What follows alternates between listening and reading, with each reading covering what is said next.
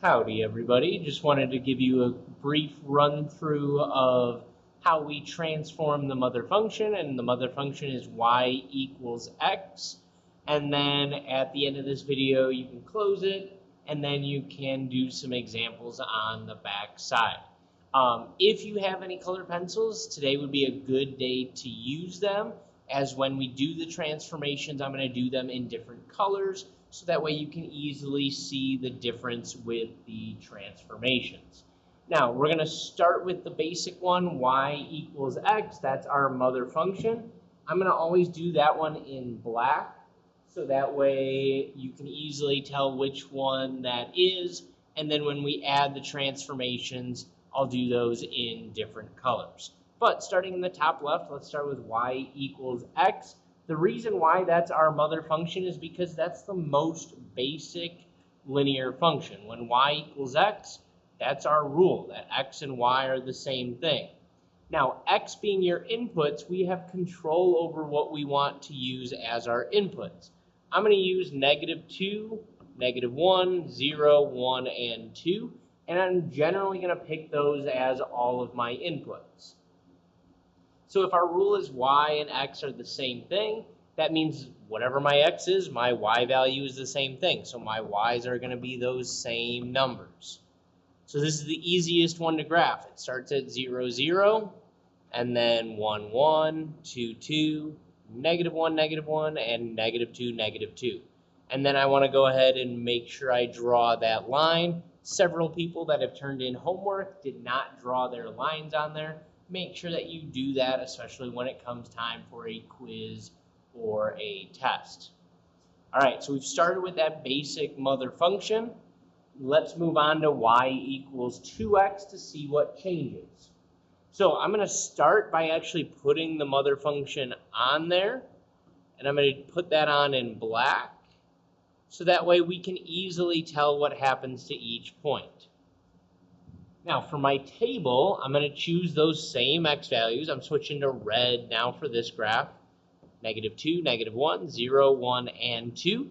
And this time it's 2 times the x value gives the y value. So I'm just going to take those x values, multiply them all by 2.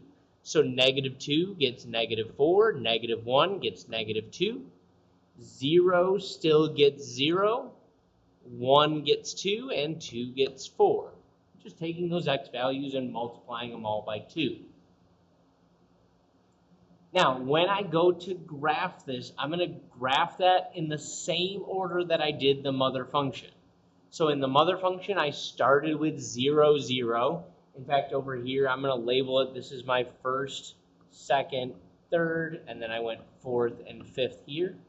So I'm going to stay going in that order so we can look and see what happens. When I start with 0, 0, well, that's in the same spot, so not too bad. Then my next point was 1, 1 for the mother function. Now I've got 1, 2. So that's 1 to the right, 2 up.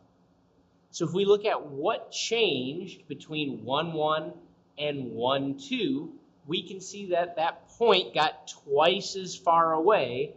I'm going to highlight here my x-axis. Let's see, highlight yellow here. My x-axis is here. That red point is now twice as far away. Well, let's see if that pattern continues. 2, 2 then became 2, 4. So that point is up here. Ooh, I'm in highlighter again. Let's go back to this. Up here now. There we go. So that point is 2 times as far away from the x-axis as well. And if I plot the rest of my points, -1, -1 becomes -1, -2, twice as far away from that yellow line. And then -2, -2 becomes -2, -4. So those points, if we look at a commonality, they're twice as far away from that x-axis. So that means vertically they're twice as far away. So the way that I say that in my transformations is that it's a vertical stretch by 2, because we stretched it to be twice as far away. Well, that should make our next one fairly easy. If 2x made it twice as far away, half x should logically make it half as close. I'm going to put my mother function on there, just like I did for the last one. Draw that in. I'm going to use blue for this one. I'm going to put in my x values, -2, -1, 0, 1, and 2. I'm going to use blue for this one again. And so now I'm multiplying each one by half. So half of -2 is -1. Half of -1 is -1/2. Half of 0, still 0. Half of 1 is 1/2. And half of 2 is 1. So again, I'm going to go in that same order that I did for the mother function to look at what happens each time. 0, 0 stays 0, 0. 1, 1/2 is now right here, which is halfway closer. Again, if I highlight that x-axis again, that point, that blue point, is halfway closer. 2, 2 becomes 2, 1. Go back to my pen. There we go. Which again is halfway closer. The points on the other side also get halfway closer. So if I draw in that blue line, if the red graph was a vertical stretch by 2, this would be considered a vertical shrink, because it got halfway closer, by 1/2. All right, not too bad so far. Let's move on to y equals -x. I'm going to start again with my mother function. Draw in my line. I'm going to use green for this one. -2, -1, 0, 1, and 2. Now, when I look at these, if y is the same as the opposite of x, or -x, then if x is -2, y would be +2. All of them just flip signs. Now, when I go to graph that in order, 0, 0 stays where it's at. But now 1, 1 becomes 1, -1. So it goes down here. And if we think of about that in terms of our transformations, it flipped over my x-axis. My x-axis is here. This one flipped down below. And we call that a reflection. And if we graph each of our points, each point is going to flip or reflect over that x-axis. So our transformations is it's a reflection over the x-axis.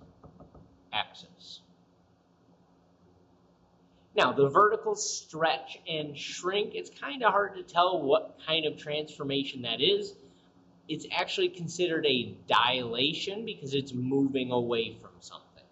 It's getting twice as far away or getting halfway closer. It might look like it's a reflection, but technically the line itself is not reflecting. Each point is not rotating, I'm sorry. It might look like it's rotating, but each point is not actually rotating. It's just getting further vertically or shorter vertically, and meaning that it's dilating away from that x-axis.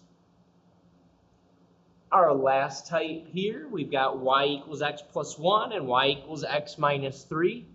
Hopefully this should be easy to tell after I do the first one. I'm going to put my mother function on there. Graph the line. I'm going to choose for this one. Ooh, I don't have any other colors. Let's go with gray for this one.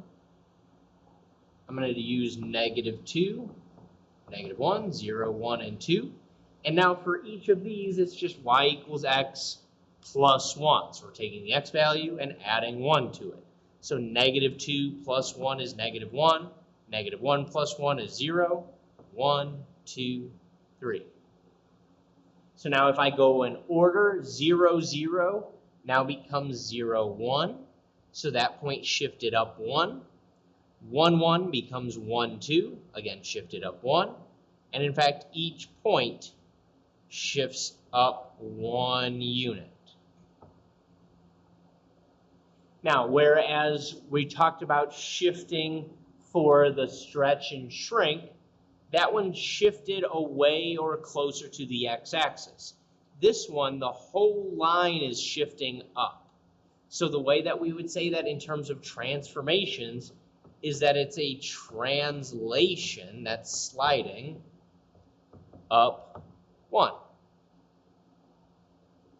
Which hopefully then you can kind of have an idea of what the next one is going to be. I'm running out of colors here. I'll try this yellow and see how it is. I'm going to first plot my mother function. Graph the line. For yellow here, I'm going to use -2. Oh, that's not too bad. -1, 0, 1, and 2. For this one, I'm just subtracting 3. So -2 minus 3 is -5. -1 minus 3 is -4. And then it just kind of goes in order from there. -3, -2, -1. So if I go in order, my 0, 0 point goes down to 0, -3. And that shifts down 3 or translates down 3.